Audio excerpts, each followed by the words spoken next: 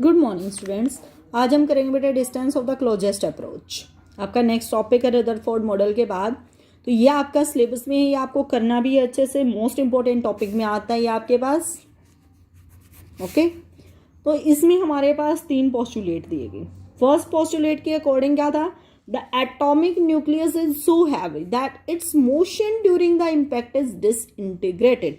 इसने क्या बोला कि जो एटॉमिक न्यूक्लियस वो इतना ज़्यादा हैवी होता है कि मोशन के टाइम पे जब ये मोशन में होता है तो इसका कोई भी इफेक्ट ही नहीं पड़ता। इसका जो जितना भी इफेक्ट हमारे ऊपर पड़ना है उसको हम नेग्लेक्ट करते हैं कि भाई इसका कोई इफेक्ट ही नहीं पड़ रहा।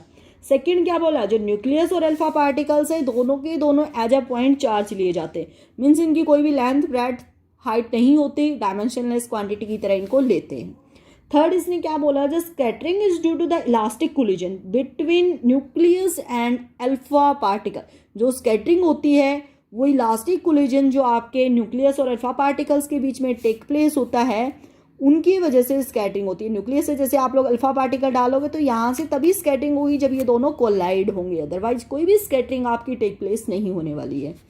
ओके, तो अब मैं इसके लिए आपको एक डेरिवेशन समझा रही हूँ बेटा। सपोज करो आपने एक अल्फा पार्टिकल लिया, वो आपने किसी हैवी एटम के न्यूक्लियस के ऊपर उसको अल्फा पार्टिकल्स को बम्बार्डमेंट करा, तो उसकी जो स्टार्टिंग में इनिशियल काइनेटिक एनर्जी है वो हमने सपोज कर लिया ई है। It have a initial kinetic energy E.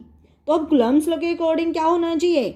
Alpha particles में और न्यूक्लियस के ऊपर तो रिपल्सिव फोर्स लगना चाहिए, क्योंकि दोनों पे सेम पॉजिटिव चार्ज होता है। जब आपके सेम चार्ज होगा तो वो दोनों क्या करते हैं? रिपेल करते हैं। सेम मैग्नीट्यूड में नहीं हो भले ही, बट उन दोनों के आगे का साइन अगर सेम हो जाता है तो उस टाइम पे वो रिपेल करेंगे। Like charges will the repel each other.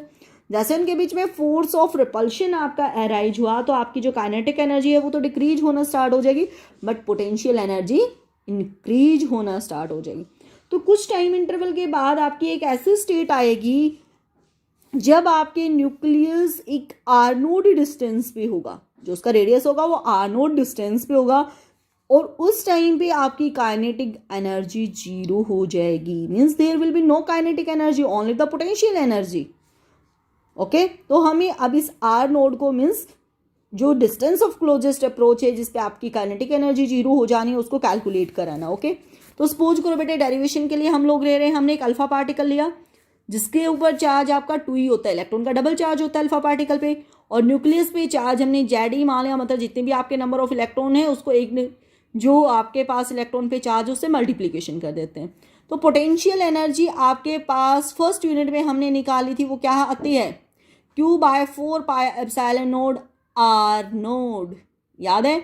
यहाँ पे हमारा Q चार्ज क्या है? Ze न्यूक्लियस के ऊपर की बात कर रहे हैं हम लोग।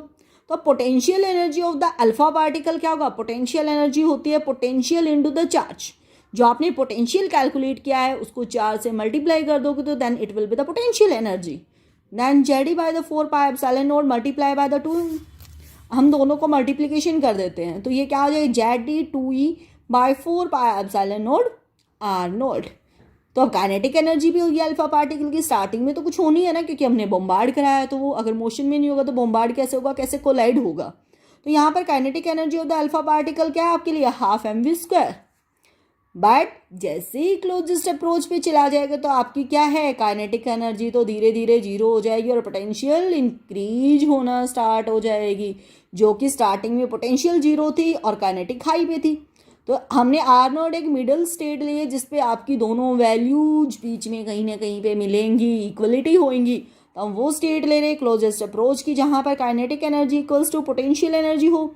तो दैट इज काइनेटिक एनर्जी हमने निकाला 12 mv², और पोटेंशियल एनर्जी क्या था? Ze/2e/4πε0 R नोड, दोनों को इक्वल रख दिया। तो यहाँ से आपकी आर नोड की वैल्यू क्या हो जाएगी? सभी को उधर ले जाओ, then it will be the Ze/2e/4πε0 12 mv², that is the distance of the closest approach. Okay, तो ये हमारा आज का टॉपिक था बेटा, ये आपको करना है।